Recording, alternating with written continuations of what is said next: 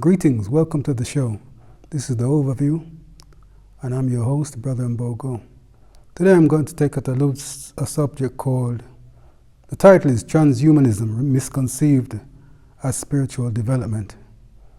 I say misconceived, I'll explain further on in the program, but basically some people understand the advantages that this transhumanist or robotization of man or cyborgization of man will bring advantages to the human in terms of some kind of development, or they interpret it as some kind of development, which to some extent I don't agree with, but as we go through the program you get a better understanding of what I'm explaining.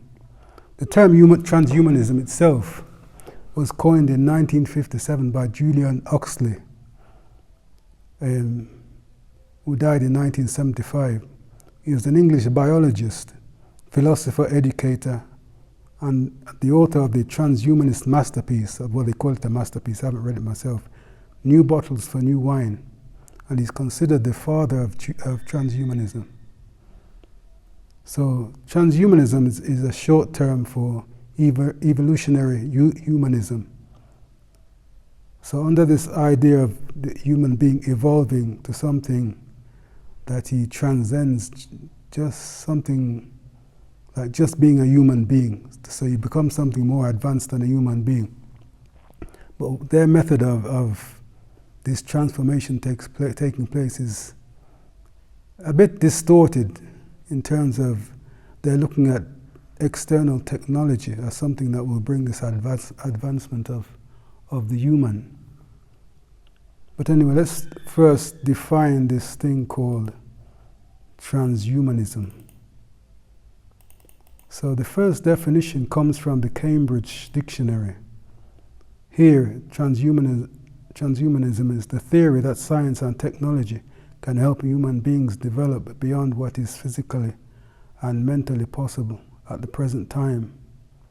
And further down, transhumanism asserts that with all the new technologies available, mankind will be able to solve every challenge it faces. And the second definition comes from Science Direct. It's a website for scientific journals and scientific papers. So this one interprets it as transhumanism is a movement and belief system that advocates for the use of technologies to enhance human cognition and bodily function, surpassing current biological limitations. It is characterized by a set of shared core values and the belief that these values can be pursued through the application of technology. So applying technology to the human person is something that they see as making the human being more advanced. So that's the definition. This one aspect, or one of the technical aspects of this transhumanism idea is this Neuralink. People may have heard about this Elon Musk setting up this project called Neuralink to attach some kind of circuitry to the human brain, and this circuitry would allow humans to either control external aspects of a computer or control external. For example, if somebody has a broken arm or a limb removed and they replace it with something mechanical, this Neuralink connected to the brain will send a signal from the brain to this mechanical part and enable somebody to imagine moving their arm in a particular way, and this mechanical arm will move in the way that they're imagining it to move. So let's get a definition of what this Neuralink is. So this definition comes from Capital Technology University in Washington, D.C. and basically saying, this Neuralink chip is described as a fully implantable and cosmetically invisible. The Neuralink chip uses thin, flexible threads equipped with 1,024 electrodes that record the activities of neurons, the nerve cells that send messages all over the body to drive nearly all human functions. The coin-sized device is powered by an advanced custom chip within the implant that processes these signals and transmits them to a digital device through a standard Bluetooth connection. So as I said, it will transmit signals to either a computer, like to move a mouse or do something with a keyboard, or to move an artificial limb in the way that a person wants that limb to be moved. So one of the aims of this Neuralink project is it'll be focusing on aiding individuals with severe paralysis. The Neuralink chip aims to restore personal control over limbs, prosthetics, or communication devices by recording and decoding neural signals from individual neurons and then transmitting them back to the brain using electrical stimulation. The chip enables users to control devices solely through thought. So you'll think and imagine the movement of something, moving your arm, and then moving the artificial arm, and then the arm will move in that way, the way that you imagine it to move. And then, if we look at, because this Neuralink chip is part of this idea called the brain-computer interface. So you have a computer device that interfaces with the brain to cause certain actions. And I think five of the main uses of this BCI, they call it, is medical research. Medical is explained as provides patients with a wide range of benefits, including prevention, detection, diagnosis, restoration, and rehabilitation. Then within research, it provides resources to neuroscientists, researchers, and developers to conduct research and explore the capabilities and limitations of BCI. Then mental wellness, provides real-time feedback on users' mental well-being and facilitates the effective mental health practices. Then multi-industry. It would offer customizable solutions across various sectors such as BCI-powered decision support system, usability testing platforms, and stimuli-based advertising and entertainment applications, neuromarketing solutions, adaptive teaching technologies. So they wanted to apply across all industries, from education to entertainment and marketing, all platforms really. They want to start attaching gadgets to the human brain so it can be used to, they're called augmenting the capabilities of man, but we can question that. And also in gaming and entertainment, eliminates the traditional controls and offers an immersive gaming experience through uni or bi-directional neural communication, which responds to and stimulates brain activity for greater engagement. So that is an explanation of the uses, the five main purposes and the different uses where they're aiming to take this technology. It hasn't reached that stage yet, but over the next few years, you'll probably hear them talking more about these areas that this technology can be used in. And in terms of the market for BCI so far, at the moment they say it's worth, from 2022, it's worth 1.7 billion, the market for BCI. But by 2030, it should be worth around 6.2 billion. That's growing at a rate of, let's say, 17.5%. So that's a look at BCI, one of the technologies in relation to this transhumanism. That's one of the technical aspects. I wanted to first have a look at that before I take things any further. So the growth of transhumanism,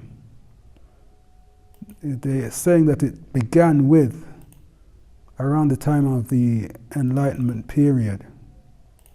You know, these people like Francis Bacon and other philosophers, you might call them, or other thinkers. I wouldn't call them philosophers. They're thinkers of that time who were discovering the ancient texts and interpreting them in their own way, and in a way which left out the spiritual aspects of ancient texts. They were just looking at the rational understandings that they could draw from it and the technological information that was provided. For example, the case of Sir Isaac Newton, the one who supposedly discovered gravity. He was one of those people who was studying those ancient texts and rediscovered, you might say, gravity, or he interpreted the text to understand what gravity is, but he was called the discoverer of gravity. Anyway, let's look at this idea of the Enlightenment period as transhumanism as a continuation of the Enlightenment period. So this is a paper. It's a paper called Reimagining Taoist Alchemy, Decolonizing Transhumanism. This is a paper which basically states that transhumanism, as it's seen today, is almost a colonized understanding of the term transhumanism. As I'll get into later on, there are those who are from a different, more southern, global south background, who have their own traditional societies and traditional religions, which they're saying that this idea of transhumanism existed long before the Europeans started coming up with this term, or this understanding of man transforming through technology or through the use of technology. So what he's explaining about transhumanism here is, although advocates of transhumanism are of diverse backgrounds, impulses, and political aspirations, this movement emerged in the Euro-American West in the second half of the 20th century and spread largely among white bourgeois males.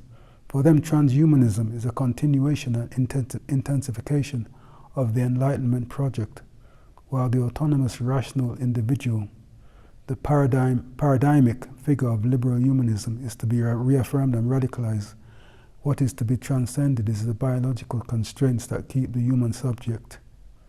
So basically they want to attach circuitry to make the human better. So that's a basic look at the background to how the Europeans came up with the idea, and that is also the idea that some from the Asian world see that this thing called transhumanism as something that is not so as new as the Europeans are claiming it to be, or as recent as the Europeans are claiming it to be.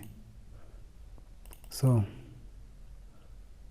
I'm going to look at some of the Taoists. Taoism is one of the ancient Chinese spiritual traditions who had their own concepts. I'm going to look at this. I'm also going to look at the Hindu and also touch on some African concepts of, for example, rituals. I'll be touching on rituals in a while and give you a better understanding of this contrast between this so-called transhuman idea and the natural form of spirituality.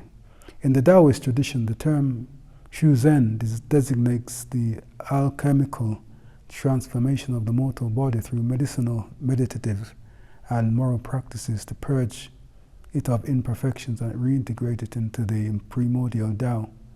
So this transformative aspect is a form of transhumanism, they say, even though it's not really using technology yet, but the concept of transhumanism here is seen as something that existed prior to the European interpretation of the idea.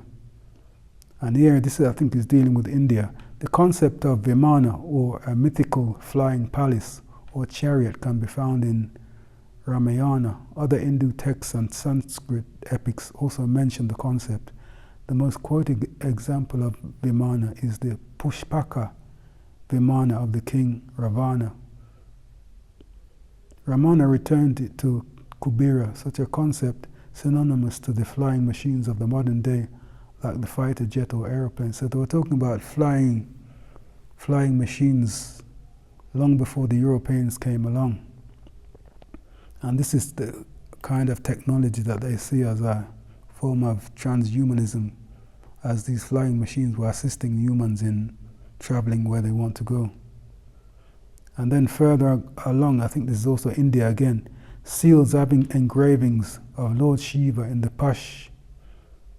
Pashupati avatar performing yogic postures have been also unearthed. All of this point towards the transhumanist concept of morphological freedom exercised by the ancient gods of Indus Valley civilization. Their culture has contributed significantly to the development of Hinduism as we know it today. So this idea of using these type of engravings to assist people with their transformation is also a form of so-called transhumanism. Though it's not really the transhumanism that people think of when you hear the word today. And evidence throughout the history of ancient India points towards the direction of transhumanism as a concept, which is just not imported from the West in recent times. So the idea has been part of their, they see it as being part of their culture from time immemorial. So that's a brief look at this historical aspect of transhumanism from outside of the Western idea of the word. So there's also now a spiritual definition of this thing called transhumanism, because the advocates of transhumanism see it as some kind of method to assist the human to elevate themselves beyond the limitations of man's biological capabilities, even psychological capabilities. And it's as if they don't have a proper understanding of spirituality, because they talk about enhancing man's cognitive abilities as if it's something spiritual. And this ability to transfer someone's memory, for example, onto a computer, somehow is creating the environment or creating a situation where somebody will be able to live immortally just by transferring your memories and experiences and so forth onto a hard drive somewhere. Anyway, this is a paper called Transhumanism in India. It also gives some explanation of the type of ideas. This one gives an explanation of the definition of transhumanism and their understanding. Transhumanism is the philosophy or theory that hypothesizes that the human species can evolve beyond its present limited physical and mental capabilities or capacities, especially with the help of science and technology. The Indian subcontinent has a particularly rich cultural heritage which has a certain level of compatibility with transhumanist core philosophies, from the pursuit of longevity to the morphological freedom exercised by the avatars of ancient polytheistic gods and goddesses. The legacy and the heritage of ancient Indian civilizations have much more similitude with radical concepts of transhumanism of the modern ages. Yes and no, because the ancient ideas of extending life is not based on attaching circuitry to the brain. It's based on a form of spiritual development. So although they say there's a comparative similarity between them, I would argue, well, there are some people, some even from the Indian continent, who disagree with this idea. And further on, the immortality cultivator, the human subject seeking radical enhancement like her counterpart in Euro-American transhumanism, practices indigenous magic, inherits the legacy of modern Chinese struggle. This is from China. I think this is from the Taoist document or paper. Chinese struggles against colonization, an alternative iteration of transhumanism, has been brought into being in a non-Christian, non-Western context. So they have their, as I was saying, they have their own interpretation of what transhumanism is. Even though you could argue that their interpretation, while somehow true, it also takes something away from this proper spiritual understanding of transforming or elevating the human in an organic way, as opposed to using external technology to advance. Not even to advance, because when you take, for example, somebody uses a calculator to make a calculation. Yes, it's augmenting, assisting the human to do a calculation, but he's not doing it himself. It's a separate entity or separate item performing the task for the human being. So these are some of the rituals that robots have been used in. And there's mainly in India, but there's one or two. Well, the one in the Buddhism is not a robot, it's a certain process that has been used. So ritual automation or at least the idea of robotic spiritual practice isn't new in Southern Asia. Historically, this has included anything from special pots that drip water continuously for bathing rituals at Hindu temples routinely perform for their deity icons called Abhisheka, to the wind-powered Buddhist prayer wheels, the kinds often seen in yoga studios and supply stores. Then, from the same paper, ever since that, robotic arty arm has inspired several prototypes, a few of which continue to regularly perform the rituals across India today, along with a variety of other religious robots throughout East Asia and South Asia. Robotic rituals even now include an animatronic temple elephant in Kerala on India's southern coast. So they even bringing in a robotic elephant. You know, this is taking away nature, because elephants are also conscious beings, and they have their role when they're performing within a ritual. It's also a conscious being combining with human consciousness within the process or environment of that ritual. So when they talk about using robots in a ritual, it's as if they're excluding an important aspect of that ritual. Maybe the people who are in charge of these processes, these rituals, don't fully understand what they're actually doing. In 2017, a technology firm in India introduced a robotic arm to perform arti, a ritual which devotee offers an oil lamp to the deity to symbolize the removal of darkness. So you have a robot performing this ritual, whereas if a human was performing the same ritual, humans being beings with consciousness and a shared consciousness at a higher level, when a human being performs a particular ritual, the fact that his consciousness is joined with other human beings, it means at a particular level there's a certain kind of unity taking place. But if a robot is now performing that ritual, where is that unity? Or where is the aspect of the consciousness element in the consideration when you're practicing that, or when you're using a robot to practice that ritual? So, it's strange how technology can change people. As technology progresses in this day and age, even certain religions will adopt technologies, and their own thinking around their own spiritual traditions can change over time. It changes around the new technologies that come in.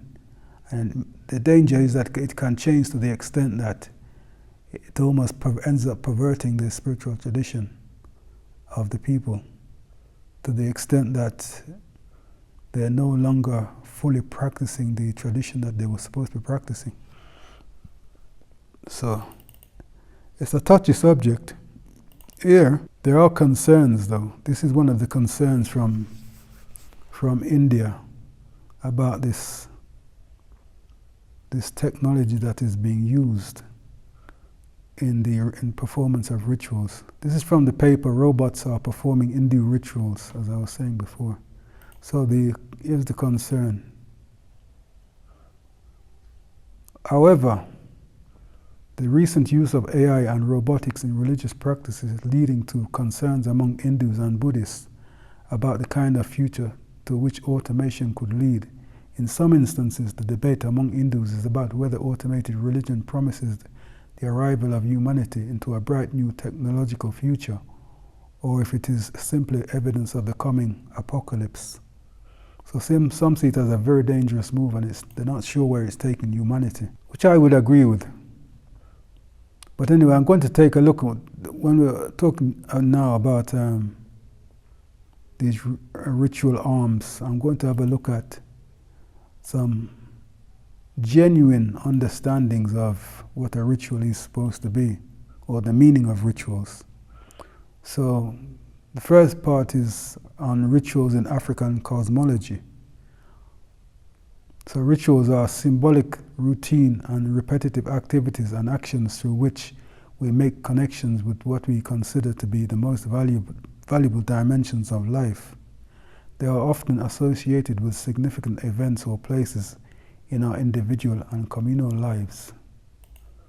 Continuing, as such, rituals are considered the most repetitive and traditional form of performance, with all aspects and life celebrated and ritualized.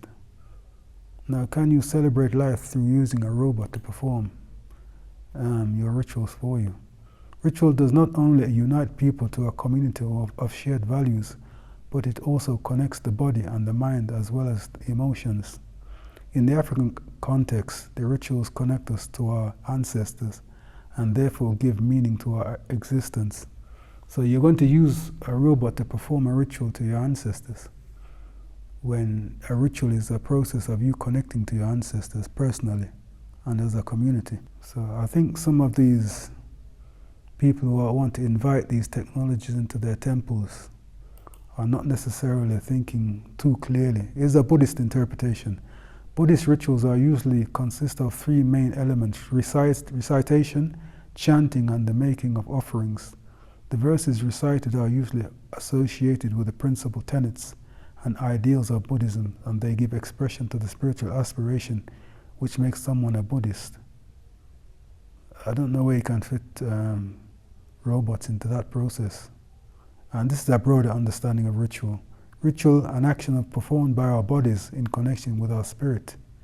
We can use spiritual rituals to connect the art with the outside world, or as a way of connecting our physical actions with our art via spiritual healing.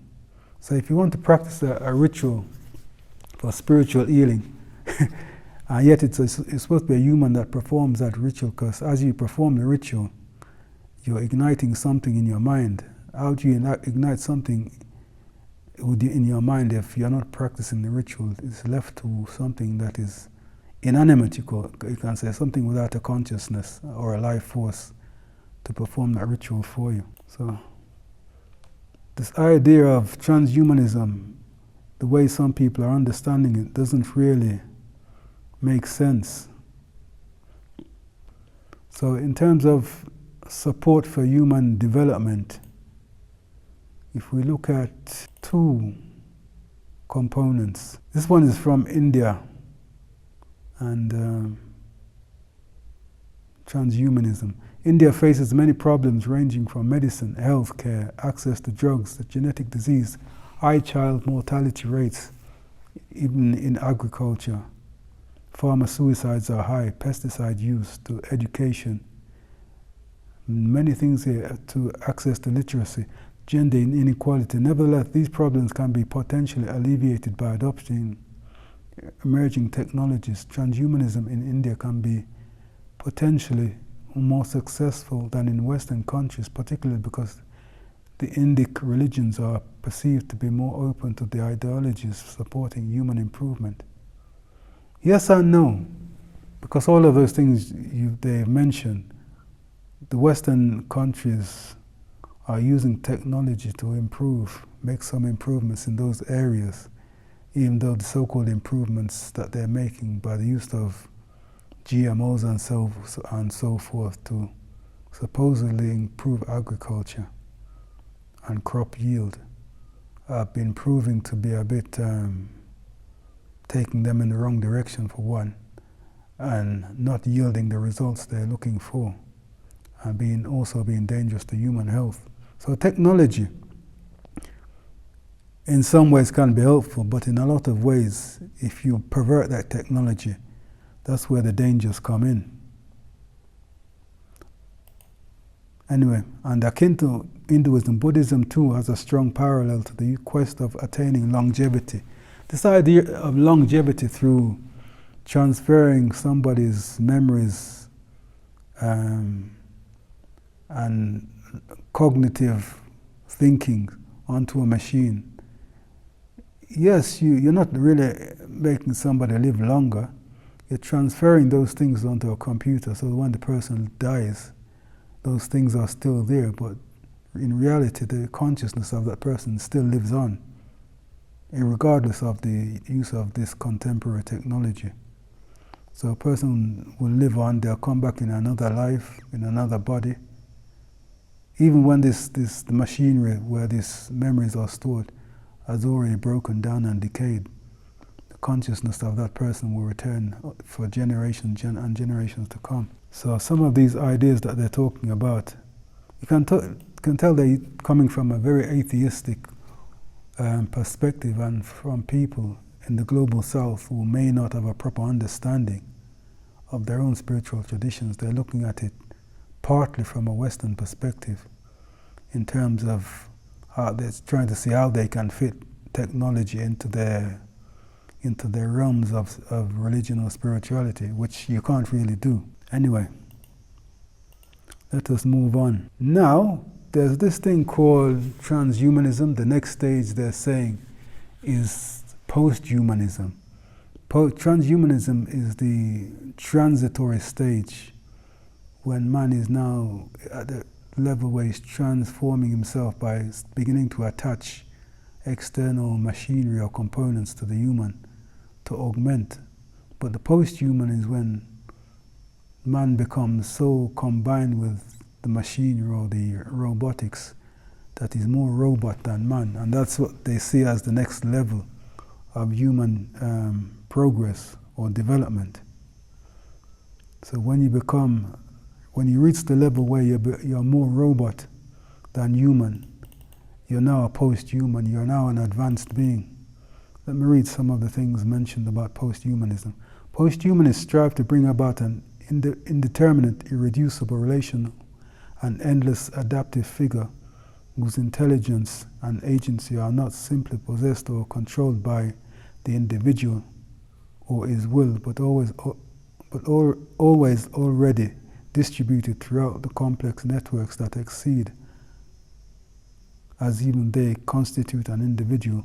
The post-human subject is then endowed with the task of building a more inclusive, just, egalitarian world in which humans have less control. The fallibility of human knowledge is confessed, and oppressive cultural boundaries are uplifted. So all the so-called boundaries that they perceive humans to have will be bypassed or uplifted or expanded according to them, with this idea of connecting humans through circuitry and maybe Wi-Fi or Bluetooth. So everyone is now connected possibly through the internet.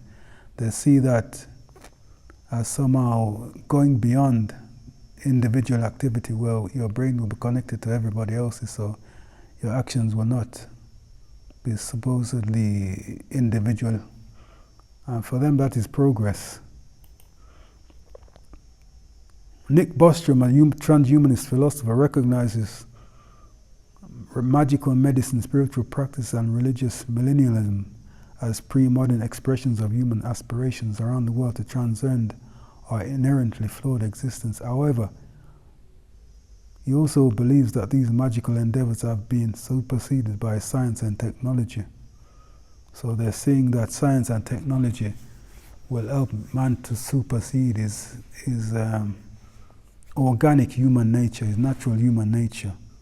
So they no longer see the human being as they are, as something that is natural and that can be progressed through spiritual growth and development, rather than the addition of external technologies. And this one is from the paper, let me have a look. This one is from the paper, Reimagining Taoist Alchemy. Okay, yeah, this document I've known. I think I've mentioned it before. This is the decolonizing transhumanist paper that I mentioned. Transhumanism is a transitory state leading towards the hyper or the post-human condition. So the post-human condition is the condition in which humans have now moved beyond this thing called the normal human being, I would say. They would call it the restricted human being, I think they would call it. But you know, this transhumanist idea is something, or the idea of transhumanism, the way it's interpreted in the documents I've read, it's interpreted in two ways. One is what you might call the normal way, where humans, the lower human, if you talking about what spiritual traditions would say. Spiritual traditions tend to say that there are three levels of man. There's the lower man, the higher man, or the I won't say mid-range, then the highest man. That is somebody who has reached full enlightenment. So the lower man is the man that most of these people are talking about. But if you go through the right spiritual growth, then you become the higher man, which is the natural transformation that someone goes through when they perform the right spiritual processes. It can be in one lifetime, but rarely. But it's normally taken place over several generations, or several rebirths, you might say. But this new idea that many of these people are talking about is not based on spiritual growth or organic growth, but an artificial, it's not even growth, because all the aspects of humans that we already have, the emotional tendencies and so forth, those will remain. You'll just be able to remember things better and practice certain cognitive abilities, and so-called pseudo-psychic capacity will be enhanced by the use of external radio waves like Bluetooth and Wi-Fi and the internet, which are all foreign in a sense to the human body, since we already know that these technologies, Bluetooth and Wi-Fi, and radio waves in general coming from these new, recent technologies, do have can have a negative effect on the body if people are in too close a proximity to some of these machines. So it's not really a natural process, as you would say, for example, this normal psychic capacity that humans have, which humans can develop. That's the natural form of communication over distance, or without the use of, without speaking basically, you can communicate psychically with people for over a distance. So these are some of the natural ideas of communication. And even things like spiritual healing, these are natural forms of healing which people are supposed to develop, but these people who are looking at external technologies basically are looking for, I wouldn't even say alternative, they're looking for false ways of advancing humans, or basically they're taking humans in a direction which one should really question. So that's my look at transhumanism anyway, and this idea of connecting the brain to the current technologies that we have. And how, if you follow the right spiritual traditions, then there's no need to go in this wrong direction. Anyway, that's the end of the show for today.